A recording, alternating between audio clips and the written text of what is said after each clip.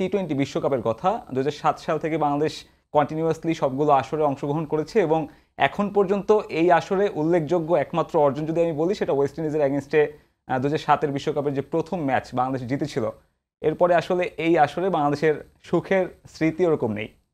Definitely দেখেন আমরা কিন্তু টি-20 ফরম্যাটে ওয়ার্ল্ড ক্রিকেটে এখনও কিন্তু নিজেদেরকে ওইভাবে এস্টাবলিশ করতে পারছি। নট অনলি আইসিসি টুর্নামেন্ট না, আপনি যদি বাইলেটারাল সিরিজ দেখেন, সব জায়গায় দেখেন আমাদের টি-20 ফরম্যাটটা যেই কনসেপ্ট এখন খেলা শুরু হচ্ছে এবং যেভাবে চেঞ্জ হচ্ছে, আপনি ধরেন এইবার আইপিএলে আমরা যে দেখেছি, ওয়ার্ল্ড কাপে হয়তো ওইরকম এক্সাইটিং ওরকম হাই স্কোরিং ম্যাচ এখনও দেখতে পাচ্ছি না উইকেটের কারণে।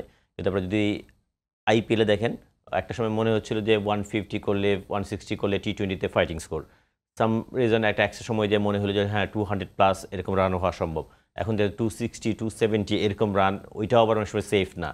স্বাভাবিকভাবেই কনসেপ্টটা চেঞ্জ হয়ে গেছে। আমাদের যেই ধরনের মেন্টালিটি, যে ধরনের অ্যাপ্রোচ নিয়ে ক্রিকেট খেলা উচিত, আমাদের মনে হয় ওই জায়গাটা এখন আমরা অনেক পিছিয়ে আছি। বিকজ অফ আমরা ডোমেস্টিক, যদি আমরা ইম্প্রুভমেন্টটা কোন জায়গাতে করবো, আমাদের ডোমেস্টিকে যদি আমাদের ওই অনুসারে ওইভাবে আমাদের টি-20 ফরম্যাটটা কম খেলা হয়, আর বিপিএলটাও যা হয়, তাও হয়তো আমার যেই মানে উইকেটটা থাকলে হয়তো ক্রিকেটাররা 200+ রান করার হ্যাবিটটা তৈরি হবে, ওই হ্যাবিটটা তৈরি হয় না।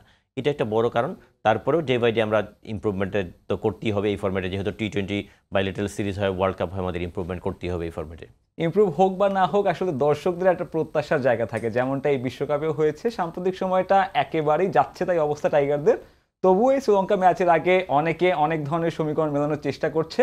অ্যাজ আ এক্স ক্রিকেটার, আপনি কি মনে করেন যে যে ধরনের ভেন্যু বা উইকেটে খেলা হচ্ছে সেটা বাংলাদেশের জন্য কিছুটা হলেও স্বস্তির বিষয়?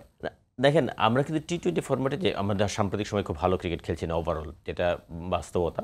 কিন্তু আমরা কিন্তু দল হিসেবে কিন্তু এতটা খারাপ না। আমরা যদি দেখেন, England last year world champion, ইংল্যান্ডের কিন্তু আমরা হোমে কিন্তু আমরা সিরিজ জিতেছি, ইংল্যান্ডের সিরিজ জিতেছি।